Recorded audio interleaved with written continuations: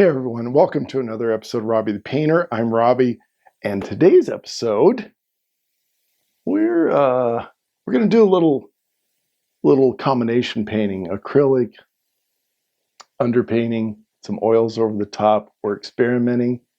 Yeah, I don't know how this is going to turn out. I really don't. But again, I had an idea. I wanted, and Bob Ross did this, and some other painters would use, the black gesso in some of the dark paintings, or I've used it in the space paintings to get the whole canvas dark to start out with. Today, I did a drawing or a sketch of an idea with the black gesso, and the idea is that you can take oil paints and put over some of these parts, and you see the black gesso through it, behind it. So we're going to see what happens. It might be a disaster, it might be a mess. Might be saying, "Oh, Rob, what have you done now?" But we're going to try. And so let me run the colors. I've got my paint palette right here with some. I have some colors, quite a bit up here actually. I'm not sure what I'm using yet, so I put a bunch. And if I add to it, I'll put that in the description of the colors we're going to use. So we're going to come into some liquid white with a flat brush. Filbert brush will work. You could use a fan brush. You can use just about anything you want, but we're going to use it's the Bob Ross liquid white, which is just a thin down white. I could use titanium white, but this whole thing's an experiment, so we're going to see how this goes. So we're going to try the liquid white. I'm going to come up here, and I may have too much on here. Let me dab some of that off.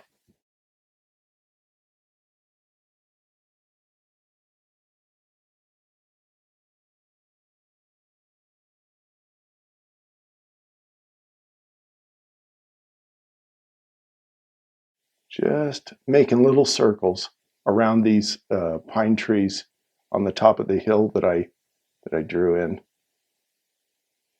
And now I'm going to pick up the smallest amount, just a little, of this Prussian blue. You remember, if you've watched other episodes, Prussian blue is a very strong color, but it's also transparent. Your paints on their tubes will say opaque, semi-transparent, or transparent. I didn't know that. I just learned that recently. And opaque basically means it covers everything up. There's no transparency. You can't see through it. White is an opaque color. You put white over this waterfall, it's going to cover the black up. Liquid white gives us, if you can see that, a misty effect. You can still see the trees through it. Prussian blue is a transparent, semi-transparent blue. Actually, I think Prussian is full transparent is what it says on there. But anyway, look on your tubes somewhere on the back, right under the name, and it'll say opaque, semi-transparent, transparent. So there you learned something. And we're going to put some of this Prussian blue over here on the left side and over here on the right side. I'm just making this up as I go. And I'm going to blend towards the liquid white in the middle. Taking our blue color, maybe darken this side up just a hair.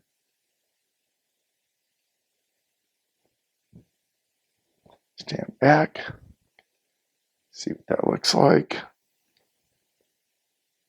And a little more blue through here, a little more at the base. Okay, I like that. Let's grab a dry brush. Let's blend this up here at the top.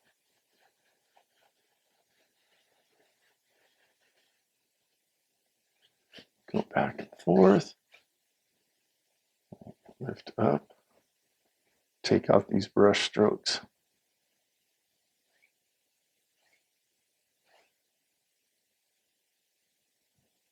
and stand back.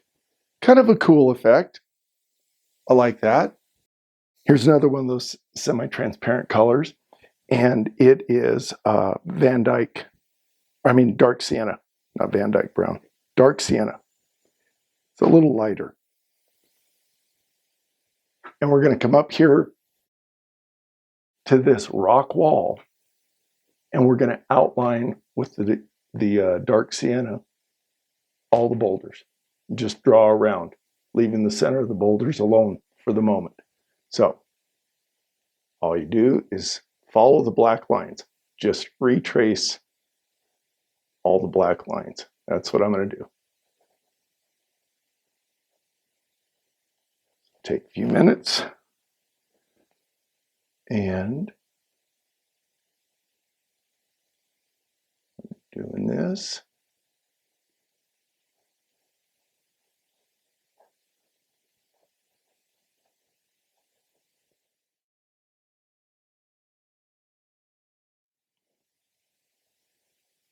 It was a beautiful day in the mountains here today. Oh my goodness. We're in November, and you would have thought it was spring. Just beautiful. All right, outlining these boulders.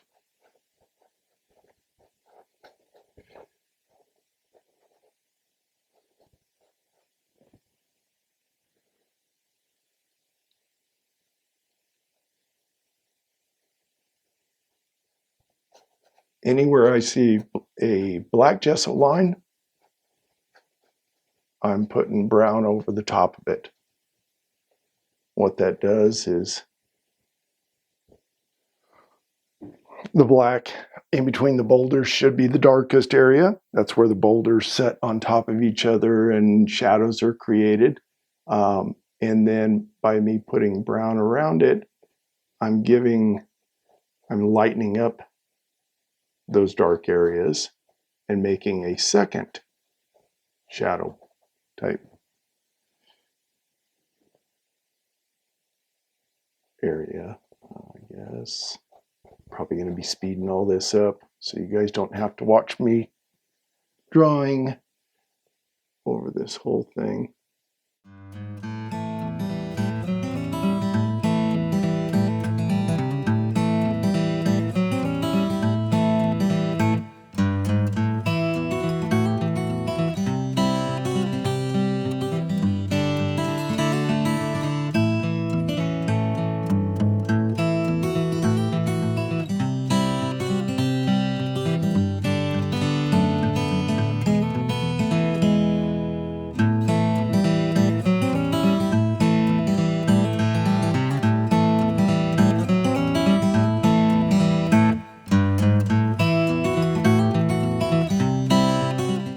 You're still recording good?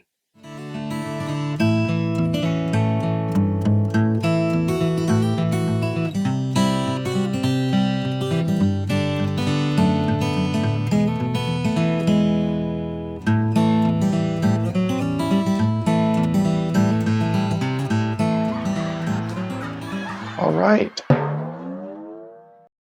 We've got our dark sienna applied. I like it. I like the way that looks. Okay. Now I'm going to go with my dirty brush right into some Indian yellow. Don't know how this is going to look. We're going to do a little test here. This is supposed to be a transparent color too. Well, we'll see. You know what? We're just going to wing it. Right in the middle, we're going to add some Indian yellow to these. Just here and there. We're not filling in. So we traced around the boulders with the dark brown. Now we're going into the white part in the middle of the boulders and just dabbing some Indian yellow. We could have mixed up a color probably for the center of the boulders, but you know what? We're going to keep it simple. And if you don't cover all the white, that's okay. We're just dabbing it, just putting some color in these boulders.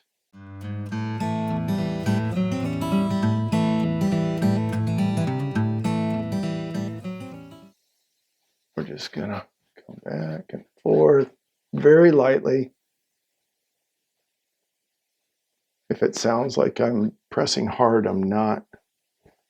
Just gonna go lightly back and forth. Just blend that. Oh, we got kind of a two-tone boulders right there. Grab some titanium white. Just a little. We're going to say the top part of each rock has a little highlight on it. The underside of the rock does not. So you could spend an hour on this if you want. I'm just going to hit a couple spots to show you what you can do on putting highlights on your rocks, just to make them stand out a little bit better. So we're grabbing some titanium white and touch that.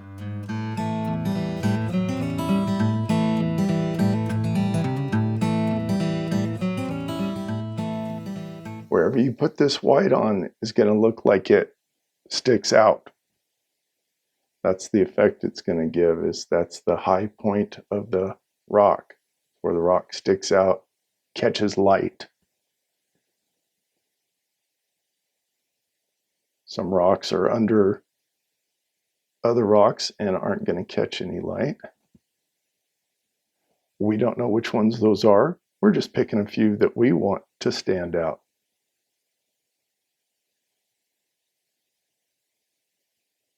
If you get it on your... I'm trying not to touch the white into the black areas that define the boulders. So just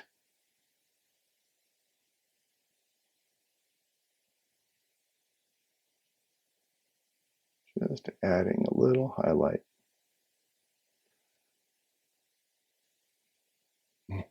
Okay, step back. Not bad, not bad. You get the idea.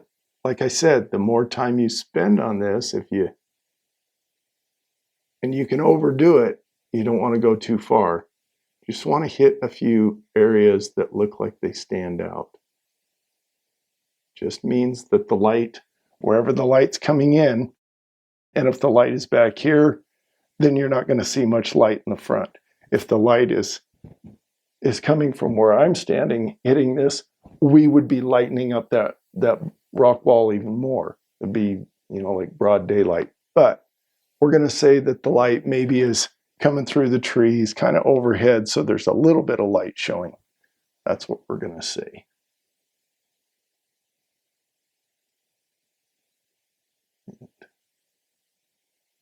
I think we're about done.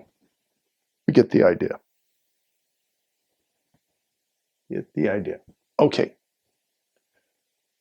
Let's put that. I keep looking at it and I'm like, oh, I could go with this and then do that. Stop, Rob. Just stop. Okay.